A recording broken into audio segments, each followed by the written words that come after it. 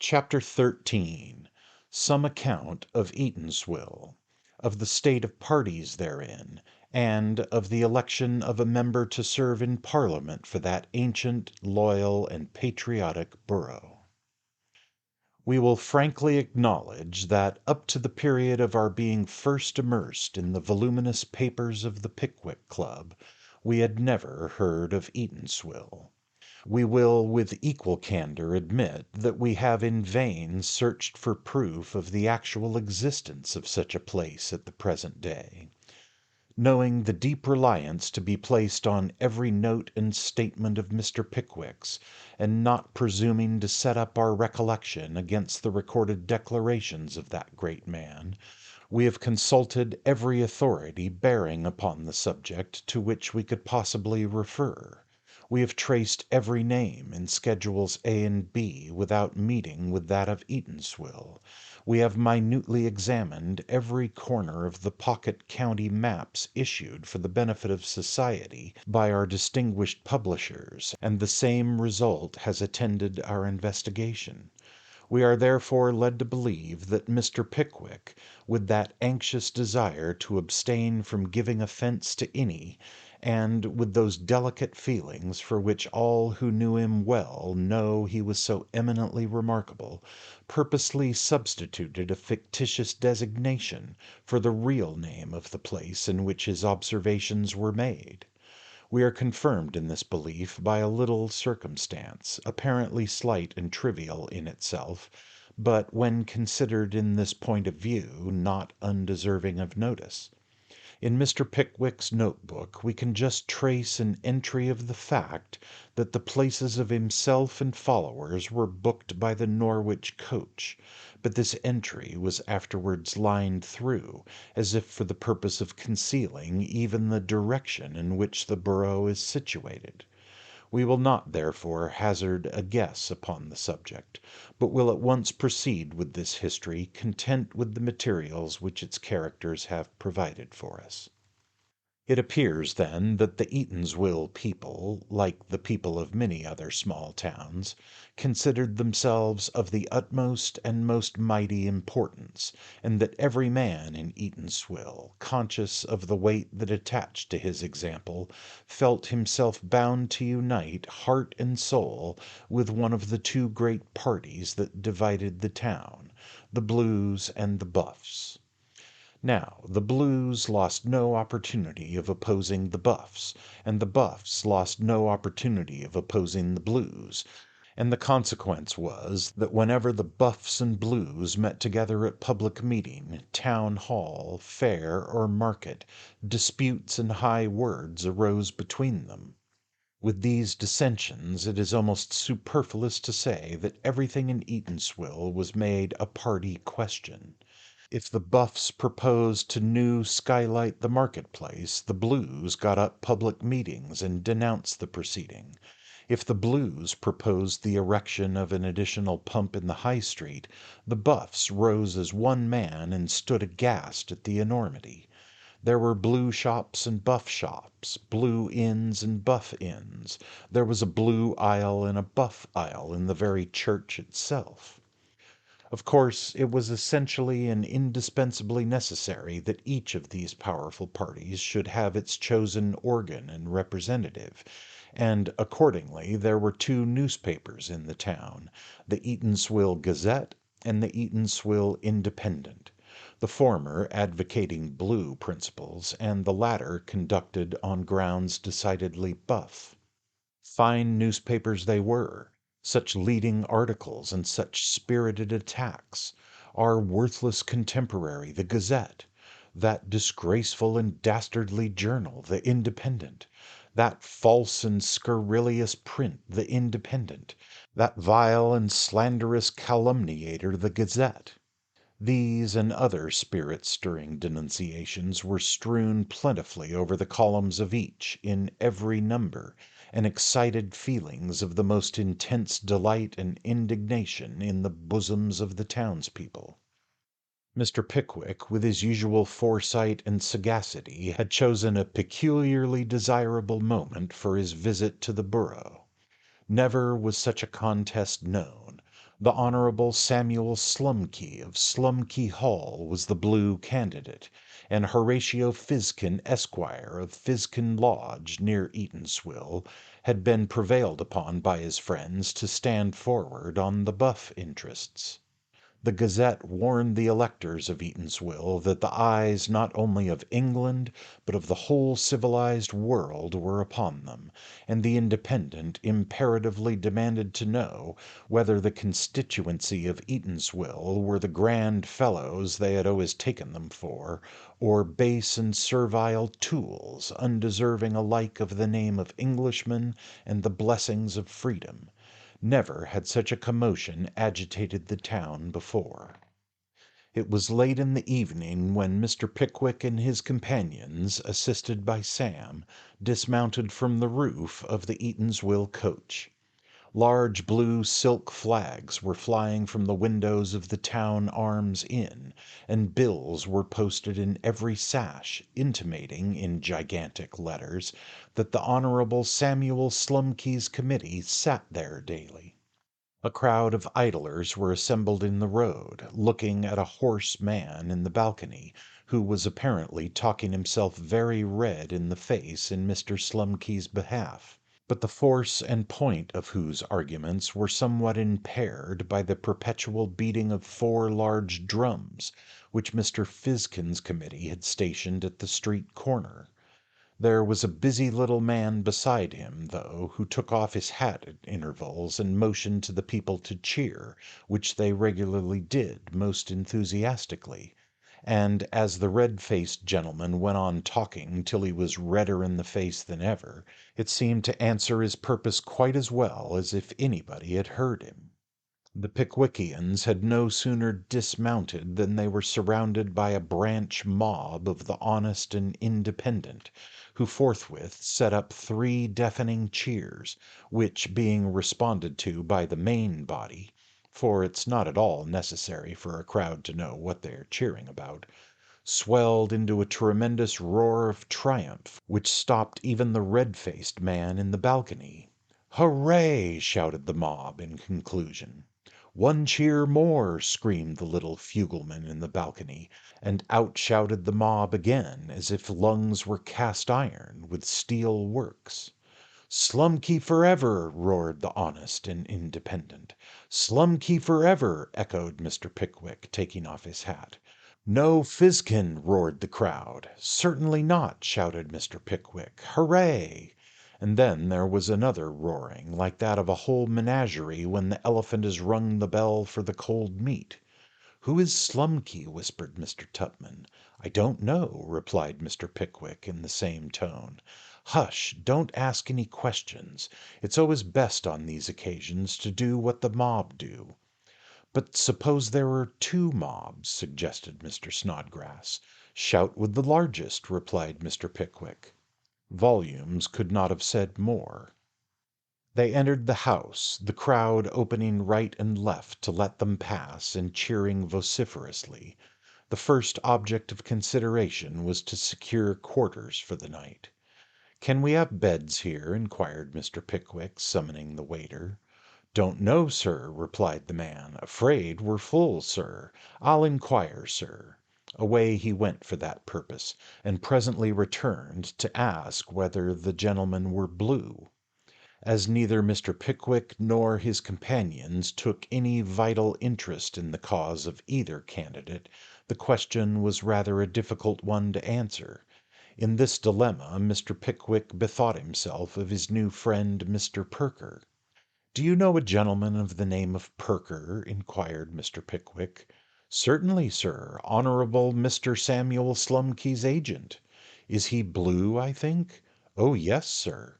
"Then we're blue," said Mr. Pickwick, but observing that the man looked rather doubtful at this accommodating announcement, he gave him his card and desired him to present it to Mr. Perker forthwith, if he should happen to be in the house. The waiter retired, and reappearing almost immediately with a request that Mr. Pickwick would follow him, led the way to a large room on the first floor, where, seated at a long table covered with books and papers, was Mr. Perker. "Ah! Ah, my dear sir, said the little man, advancing to meet him. Very happy to see you, my dear sir, very. Pray sit down. So you have carried your intention into effect.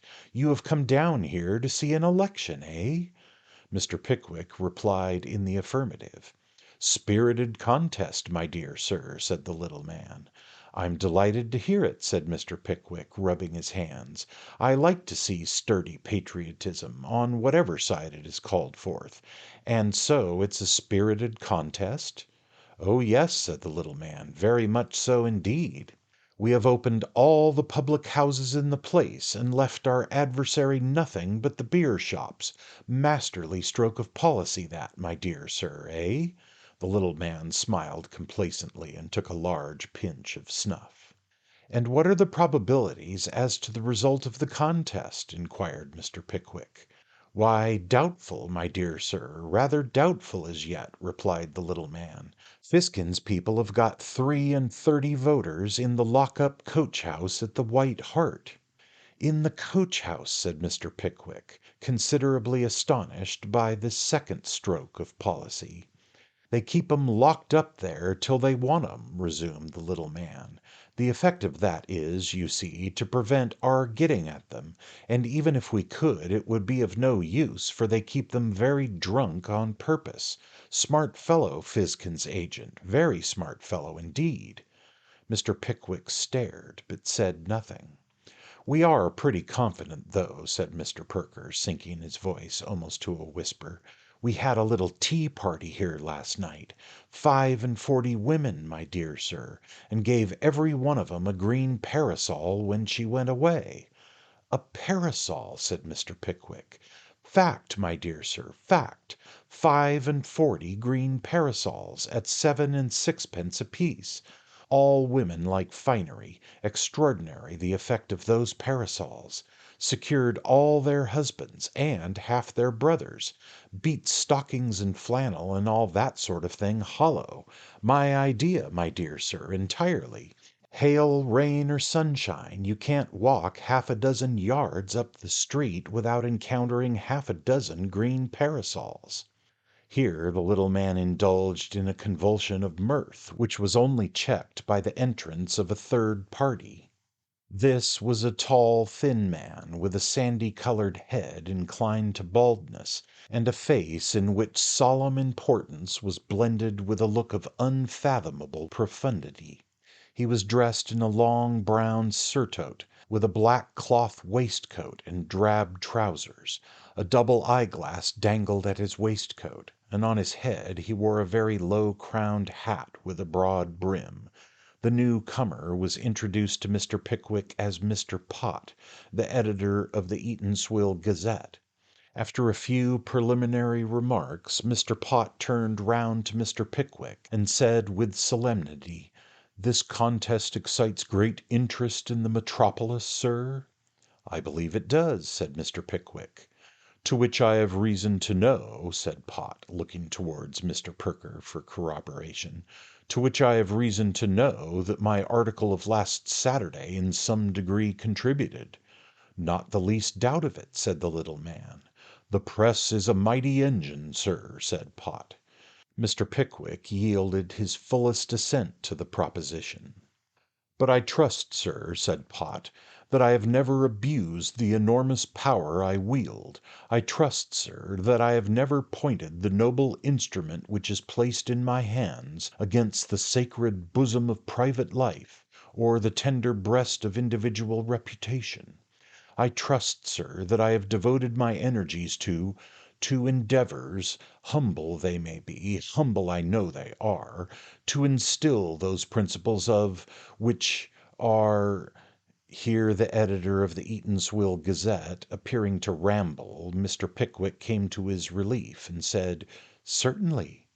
"And what, sir," said Pott, "what, sir, let me ask you as an impartial man, is the state of the public mind in London with reference to my contest with the Independent?"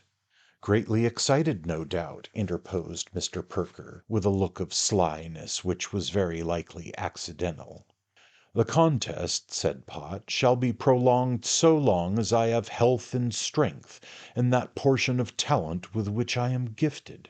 From that contest, sir, although it may unsettle men's minds and excite their feelings, and render them incapable for the discharge of the everyday duties of ordinary life, from that contest, sir, I will never shrink till I have set my heel upon the Eatanswill Independent. I wish the people of London and the people of this country to know, sir, that they may rely upon me, that I will not desert them, that I am resolved to stand by them, sir, to the last." "Your conduct is most noble, sir," said Mr. Pickwick, and he grasped the hand of the magnanimous Pot. "You are, sir, I perceive, a man of sense and talent," said Mr. Pot, almost breathless with the vehemence of his patriotic declaration. "I am most happy, sir, to make the acquaintance of such a man." "And I," said Mr. Pickwick, "feel deeply honoured by this expression of your opinion.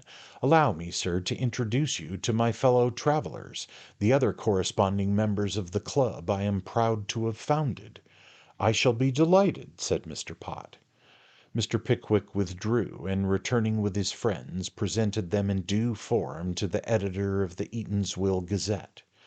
"Now, my dear Pot," said little Mr. Perker, "the question is, what are we to do with our friends here?" "We can stop in this house, I suppose," said Mr. Pickwick. "Not a spare bed in the house, my dear sir, not a single bed." "Extremely awkward," said Mr. Pickwick. "Very," said his fellow voyagers.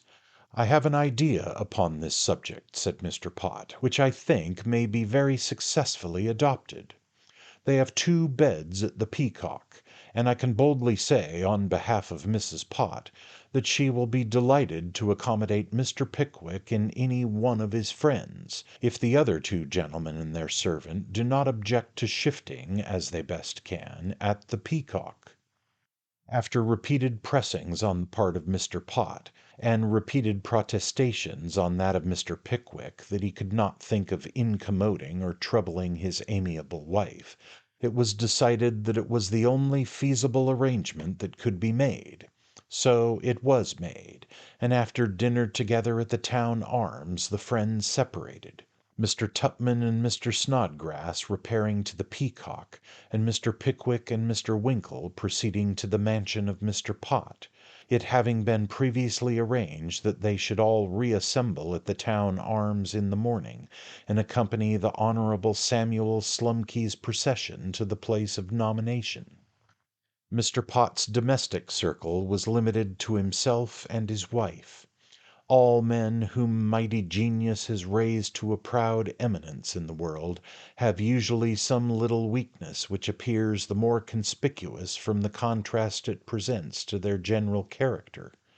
If Mr. Pot had a weakness, it was, perhaps, that he was rather too submissive to the somewhat contemptuous control and sway of his wife. We do not feel justified in laying any particular stress upon the fact, because on the present occasion all Mrs. Pot's most winning ways were brought into requisition to receive the 2 gentlemen. "My dear," said Mr. Pot, "Mr. Pickwick of London." Mrs. Pot received Mr. Pickwick's paternal grasp of the hand with enchanting sweetness, and Mr. Winkle, who had not been announced at all, sidled and bowed unnoticed in an obscure corner. "Tea, my dear," said Mrs. Pot. "My life," said Mr. Pot. "Pray introduce the other gentlemen." "I beg 1,000 pardons," said Mr. Pot. "Permit me, Mrs. Pot, Mr. "Winkle," said Mr. Pickwick. "Winkle," echoed Mr. Pot, and the ceremony of introduction was complete. "We owe you many apologies, ma'am," said Mr. Pickwick, "for disturbing your domestic arrangements at so short a notice."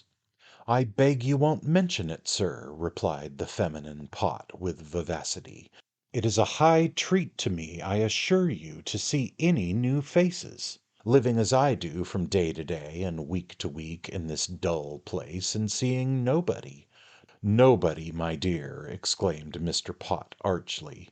"Nobody but you," retorted Mrs. Pot with asperity.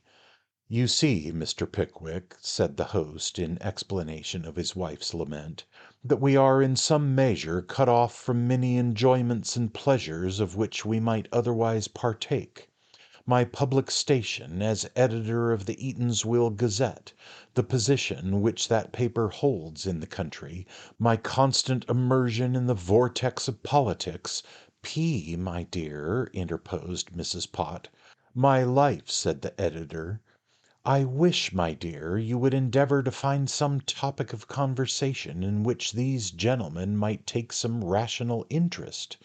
"But, my love," said Mr. Pott, with great humility, "Mr. Pickwick does take an interest in it."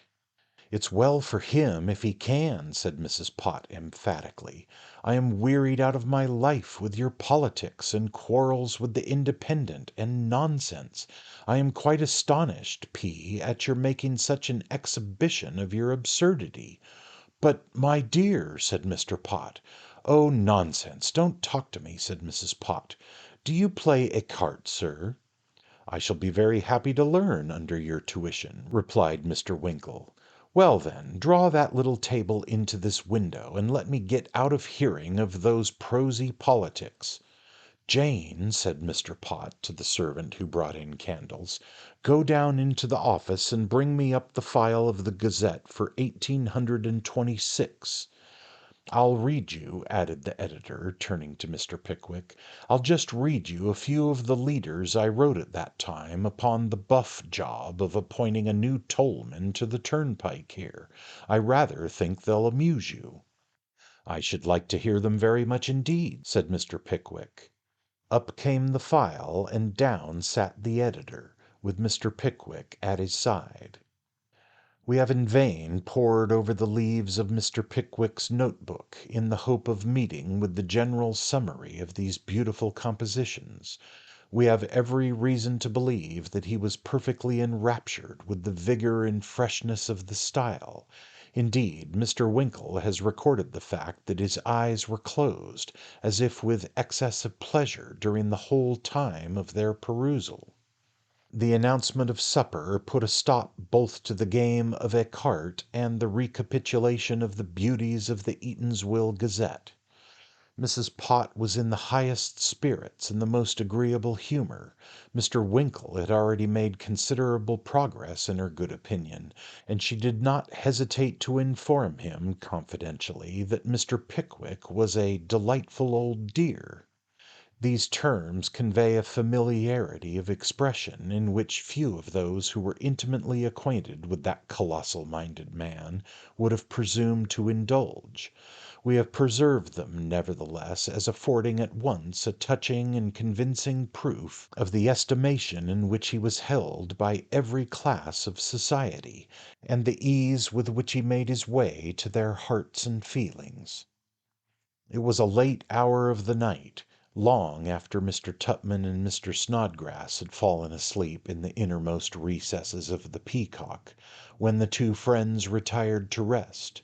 Slumber soon fell upon the senses of Mr. Winkle, but his feelings had been excited and his admiration roused, and for many hours after sleep had rendered him insensible to earthly objects, the face and figure of the agreeable Mrs. Pott presented themselves again and again to his wandering imagination. The noise and bustle which ushered in the morning were sufficient to dispel from the mind of the most romantic visionary in existence any associations but those which were immediately connected with the rapidly approaching election. The beating of drums, the blowing of horns and trumpets, the shouting of men and tramping of horses, echoed and re-echoed through the streets from the earliest dawn of day, and an occasional fight between the light skirmishers of either party at once enlivened the preparations, and agreeably diversified their character. "Well, Sam," said Mr. Pickwick, as his valet appeared at his bedroom door, just as he was concluding his toilette, "all alive to-day, I suppose?" "Regular game, sir," replied Mr. Weller. "Our people's a-collecting down at the Town Arms, and they're a-hollerin' themselves hoarse already."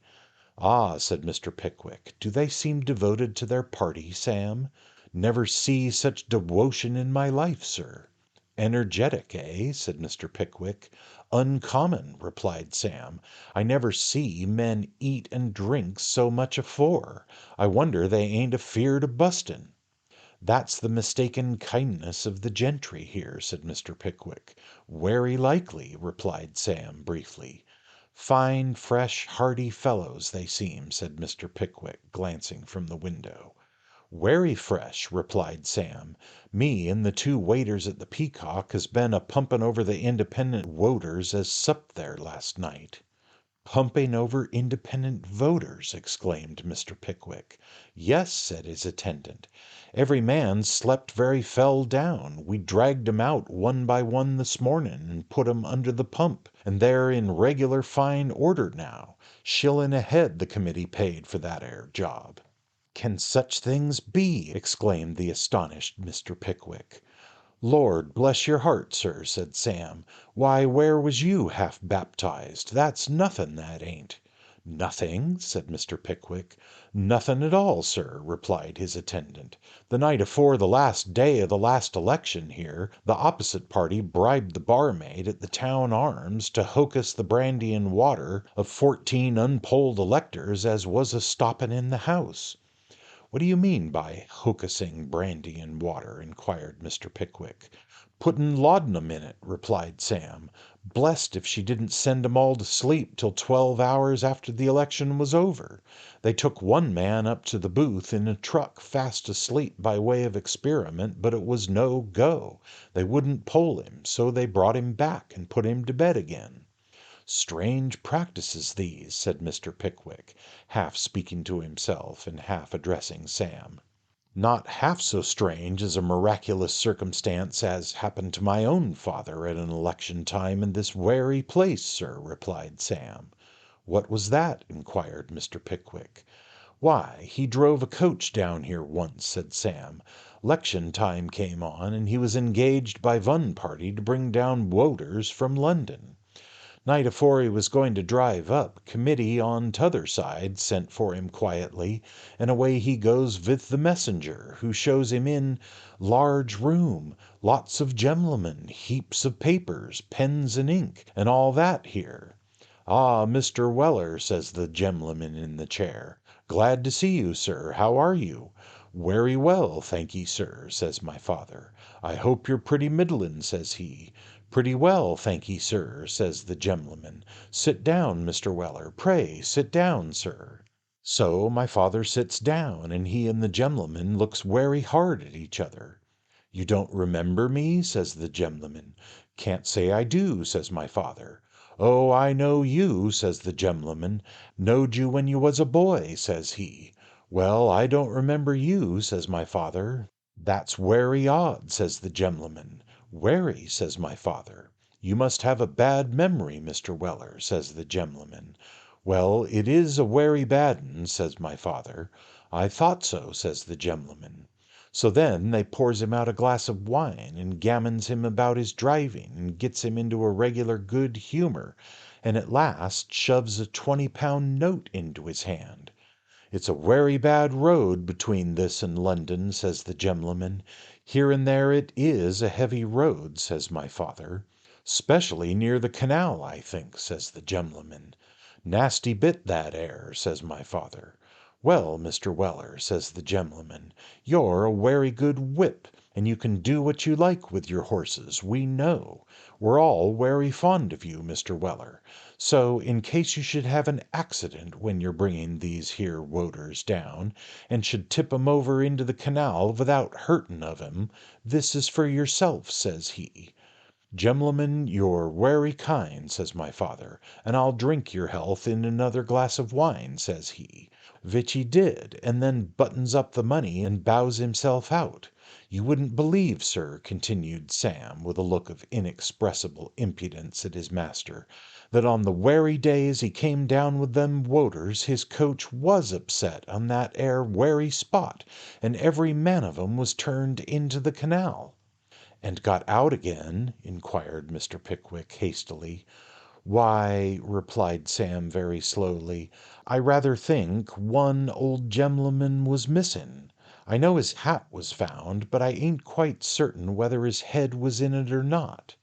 But what I look at is the hextraordinary and wonderful coincidence that after what that gentleman said, my father's coach should be upset in that werry place, and on that werry day. It is no doubt a very extraordinary circumstance indeed, said Mr. Pickwick. But brush my hat, Sam, for I hear Mr. Winkle calling me to breakfast. With these words Mr. Pickwick descended to the parlour, where he found breakfast laid, and the family already assembled.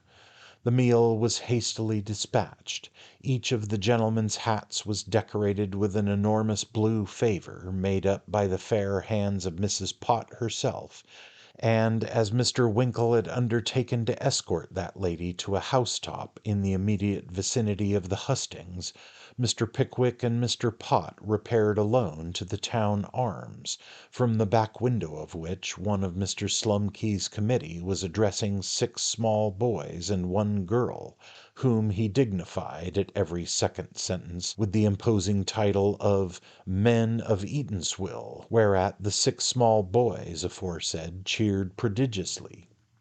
The stable yard exhibited unequivocal symptoms of the glory and strength of the Eatanswill Blues. There was a regular army of blue flags, some with 1 handle and some with 2, exhibiting appropriate devices in golden characters 4 feet high and stout in proportion. There was a grand band of trumpets, bassoons, and drums, marshalled 4 abreast, and earning their money if ever men did, especially the drum beaters, who were very muscular. There were bodies of constables with blue staves, 20 committee men with blue scarfs, and a mob of voters with blue cockades. There were electors on horseback and electors afoot. There was an open carriage and 4 for the Honourable Samuel Slumkey, and there were 4 carriage and pair for his friends and supporters, and the flags were rustling, and the band was playing, and the constables were swearing, and the 20 committee men were squabbling, and the mob were shouting, and the horses were backing, and the post boys perspiring, and everybody and everything then and there assembled was for the special use, behoof, honour, and renown of the Honourable Samuel Slumkey of Slumkey Hall, one of the candidates for the representation of the Borough of Eatanswill in the Commons' House of Parliament of the United Kingdom. Loud and long were the cheers, and mighty was the rustling of one of the blue flags, with "Liberty of the Press" inscribed thereon, when the sandy head of Mr. Pott was discerned in one of the windows by the mob beneath, and tremendous was the enthusiasm when the Honourable Samuel Slumkey himself, in top boots and a blue neckerchief, advanced and seized the hand of the said Pott, and melodramatically testified by gestures to the crowd his ineffaceable obligations to the Eatanswill Gazette. "Is everything ready?" said the Honourable Samuel Slumkey to Mr. Perker. "Everything, my dear sir," was the little man's reply. "Nothing has been omitted, I hope," said the Honourable Samuel Slumkey. "Nothing has been left undone, my dear sir, nothing whatever. There are 20 washed men at the street door for you to shake hands with, and 6 children in arms that you're to pat on the head and inquire the age of. Be particular about the children, my dear sir. It has always a great effect, that sort of thing." "I'll take care," said the Honourable Samuel Slumkey. "And perhaps, my dear sir," said the cautious little man, "perhaps if you could, I don't mean to say it's indispensable, but if you could manage to kiss one of 'em, it would produce a very great impression on the crowd." "Wouldn't it have as good an effect if the proposer or seconder did that?" said the Honourable Samuel Slumkey. "Why, I'm afraid it wouldn't," replied the agent. "If it were done by yourself, my dear sir, I think it would make you very popular." "Very well," said the Honourable Samuel Slumkey, with a resigned air. "Then it must be done. That's all." "Arrange the procession," cried the 20 committee men. Amidst the cheers of the assembled throng, the band and the constables and the committeemen and the voters and the horsemen and the carriages took their places, each of the two-horse vehicles being closely packed with as many gentlemen as could manage to stand upright in it, and that assigned to Mr. Perker containing Mr. Pickwick, Mr. Tupman, Mr. Snodgrass, and about half a dozen of the committee besides. There was a moment of awful suspense as the procession waited for the Honourable Samuel Slumkey to step into his carriage. Suddenly the crowd set up a great cheering. "He has come out," said little Mr. Perker, greatly excited, the more so as their position did not enable them to see what was going forward. Another cheer, much louder. "He has shaken hands with the men," cried the little agent. Another cheer, far more vehement. "He has patted the babies on the head," said Mr. Perker, trembling with anxiety. A roar of applause that rent the air. "He has kissed one of 'em," exclaimed the delighted little man. A second roar. "He has kissed another," gasped the excited manager. A third roar. "He's kissing 'em all," screamed the enthusiastic little gentleman, and hailed by the deafening shouts of the multitude, the procession moved on. How or by what means it became mixed up with the other procession, and how it was ever extricated from the confusion consequent thereupon, is more than we can undertake to describe, inasmuch as Mr. Pickwick's hat was knocked over his eyes, nose, and mouth by one poke of a buff flagstaff very early in the proceedings. He describes himself as being surrounded on every side, when he could catch a glimpse of the scene, by angry and ferocious countenances, by a vast cloud of dust, and by a dense crowd of combatants. He represents himself as being forced from the carriage by some unseen power, and being personally engaged in a pugilistic encounter, but with whom, or how, or why, he is wholly unable to state. He then felt himself forced up some wooden steps by the persons from behind, and on removing his hat found himself surrounded by his friends in the very front of the left-hand side of the hustings. The right was reserved for the Buff party, and the centre for the mayor and his officers, one of whom, the fat crier of Eatanswill, was ringing an enormous bell by way of commanding silence, while Mr. Horatio Fizkin and the Honourable Samuel Slumkey, with their hands upon their hearts, were bowing with the utmost affability to the troubled sea of heads that inundated the open space in front, and from whence arose a storm of groans and shouts and yells and hootings that would have done honour to an earthquake. "There's Winkle," said Mr. Tupman, pulling his friend by the sleeve. "Where?" said Mr. Pickwick, putting on his spectacles, which he had fortunately kept in his pocket hitherto. "There," said Mr. Tupman, "on the top of that house." And there, sure enough, in the leaden gutter of a tiled roof, were Mr. Winkle and Mrs. Pott, comfortably seated in a couple of chairs, waving their handkerchiefs in token of recognition, a compliment which Mr. Pickwick returned by kissing his hand to the lady. The proceedings had not yet commenced, and as an inactive crowd is generally disposed to be jocose, this very innocent action was sufficient to awaken their facetiousness.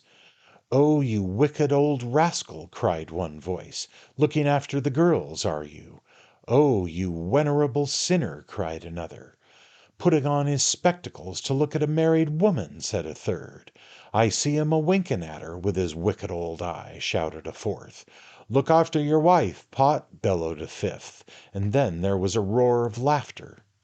As these taunts were accompanied with invidious comparisons between Mr. Pickwick and an aged ram, and several witticisms of the like nature, and as they moreover rather tended to convey reflections upon the honour of an innocent lady, Mr. Pickwick's indignation was excessive.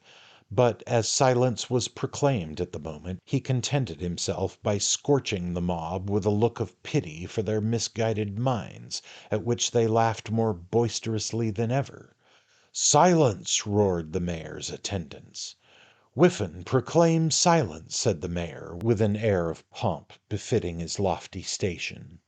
In obedience to this command, the crier performed another concerto on the bell, whereupon a gentleman in the crowd called out "Muffins," which occasioned another laugh.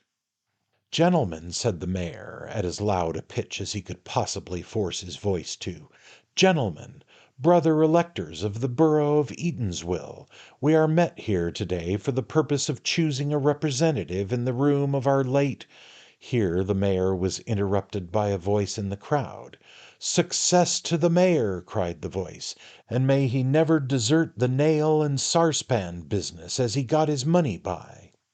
This allusion to the professional pursuits of the orator was received with a storm of delight, which, with a bell accompaniment, rendered the remainder of his speech inaudible, with the exception of the concluding sentence, in which he thanked the meeting for the patient attention with which they heard him throughout, an expression of gratitude which elicited another burst of mirth of about a quarter of an hour's duration. Next, a tall, thin gentleman, in a very stiff white neckerchief, after being repeatedly desired by the crowd to send a boy home to ask whether he hadn't left his voice under the pillow, begged to nominate a fit and proper person to represent them in Parliament, and when he said it was Horatio Fizkin, Esquire, of Fizkin Lodge, near Eatanswill, the Fizkinites applauded, and the Slumkeyites groaned so long and so loudly that both he and the seconder might have sung comic songs in lieu of speaking, without anybody's being a bit the wiser.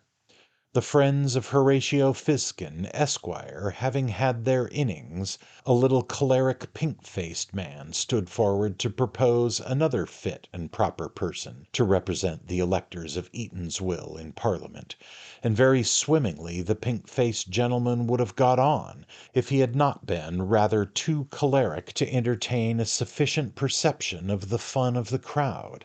But after a very few sentences of figurative eloquence, the pink-faced gentleman got from denouncing those who interrupted him in the mob to exchanging defiances with the gentleman on the hustings, whereupon arose an uproar which reduced him to the necessity of expressing his feelings by serious pantomime, which he did, and then left the stage to his seconder, who delivered a written speech of half an hour's length, and wouldn't be stopped because he had sent it all to the Eatanswill Gazette, and the Eatanswill Gazette had already printed it, every word. Then Horatio Fizkin, Esquire, of Fizkin Lodge, near Eatanswill, presented himself for the purpose of addressing the electors, which he no sooner did than the band employed by the Honourable Samuel Slumkey commenced performing with a power to which their strength in the morning was a trifle, in return for which the buff crowd belaboured the heads and shoulders of the blue crowd, on which the blue crowd endeavoured to dispossess themselves of their very unpleasant neighbours the buff crowd, and a scene of struggling and pushing and fighting succeeded, to which we can no more do justice than the mayor could, although he issued imperative orders to 12 constables to seize the ringleaders, who might amount in number to 250 or thereabouts. At all these encounters Horatio Fizkin, Esquire, of Fizkin Lodge, and his friends waxed fierce and furious, until at last Horatio Fizkin, Esquire, of Fizkin Lodge, begged to ask his opponent, the Honourable Samuel Slumkey, of Slumkey Hall, whether that band played by his consent, which question the Honourable Samuel Slumkey declining to answer, Horatio Fizkin, Esquire, of Fizkin Lodge, shook his fist in the countenance of the Honourable Samuel Slumkey, of Slumkey Hall. Upon which the Honourable Samuel Slumkey, his blood being up, defied Horatio Fizkin, Esquire, to mortal combat.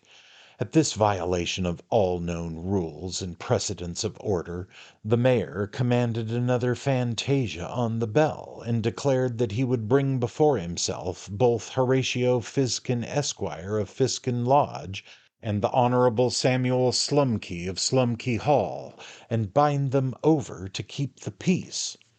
Upon this terrific denunciation the supporters of the two candidates interfered, and after the friends of each party had quarrelled in pairs for 3/4 of an hour, Horatio Fizkin, Esquire, touched his hat to the Honourable Samuel Slumkey. The Honourable Samuel Slumkey touched his to Horatio Fizkin, Esquire. The band was stopped, the crowd was partially quieted, and Horatio Fizkin, Esquire, was permitted to proceed. The speeches of the two candidates, though differing in every other respect, afforded a beautiful tribute to the merit and high worth of the electors of Eatanswill. Both expressed their opinion that a more independent and more enlightened, a more public spirited, a more noble minded, a more disinterested set of men than those who had promised to vote for him never existed on earth. Each darkly hinted his suspicions that the electors in the opposite interest had certain swinish and besotted infirmities which rendered them unfit for the exercise of the important duties they were called upon to discharge. Fizkin expressed his readiness to do anything he was wanted; Slumkey his determination to do nothing that was asked of him. Both said that the trade, the manufactures, the commerce, the prosperity of Eatanswill would ever be dearer to their hearts than any earthly object, and each had it in his power to state, with the utmost confidence, that he was the man who would eventually be returned. There was a show of hands. The mayor decided in favour of the Honourable Samuel Slumkey of Slumkey Hall. Horatio Fizkin, Esquire, of Fizkin Lodge, demanded a poll, and a poll was fixed accordingly. Then a vote of thanks was moved to the mayor for his able conduct in the chair, and the mayor, devoutly wishing that he had had a chair to display his able conduct in, for he had been standing during the whole proceedings, returned thanks. The processions reformed, the carriages rolled slowly through the crowd, and its members screeched and shouted after them as their feelings or caprice dictated. During the whole time of the polling the town was in a perpetual fever of excitement. Everything was conducted on the most liberal and delightful scale.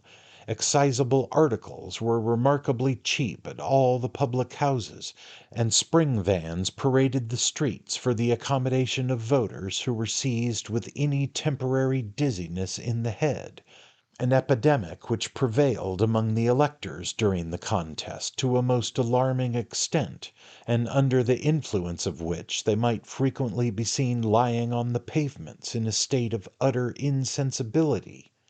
A small body of electors remained unpolled on the very last day. They were calculating and reflecting persons, who had not yet been convinced by the arguments of either party, although they had frequent conferences with each. 1 hour before the close of the poll, Mr. Perker solicited the honour of a private interview with these intelligent, these noble, these patriotic men. It was granted. His arguments were brief but satisfactory. They went in a body to the poll, and when they returned, the Honourable Samuel Slumkey of Slumkey Hall was returned also.